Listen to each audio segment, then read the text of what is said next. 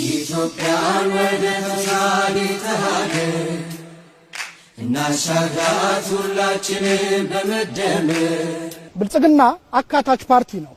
በቡድንና በግል መብቶች በሀገራዊና ብሔራዊ ማንነቶች መካከል ሚዛናዊ እይታ ያለው የመግባባት ዴሞክራሲን የሚከተል ርዕዮተ ዓለም ተቸንካይ ሳይሆን ለዜጎችና ለብልጽግና ጉዟችን ስኬት የሚጠቅሙ የቱ ነው የሚለው ላይ የሚጨነቅ ለኢትዮጵያ ችግሮች የሚሻው ኢትዮጵያዊ መፍትሄ ነው ብሎ የሚያምንና የላዕላይ መዋቅር ላይ የሚያተኩር ፓርቲ ነው።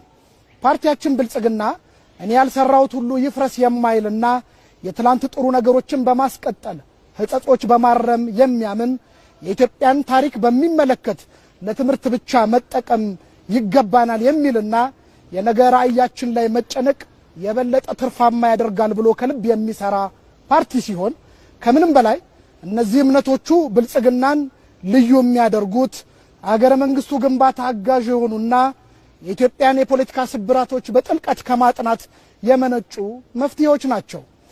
ኢትዮጵያን ወደ ተሻለ ሀገር። የተከበራቸው የኢትዮጵያ ህዝቦች፣ ብልጽግና ኢትዮጵያ ልትከተለው የሚገባ የፖለቲካ ስርዓት ሐቀኛ ህብረ ብሔራዊ ፌዴራል ስርዓት መሆን ይገባዋል ብሎ ያምናል።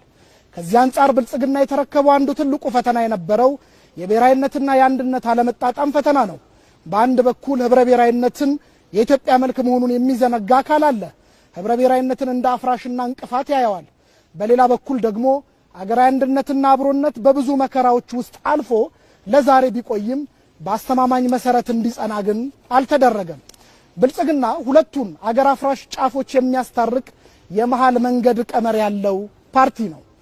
ኢትዮጵያን ወደ ተሻለ ሀገር እናሻግራት ሁላችንም በመደመር።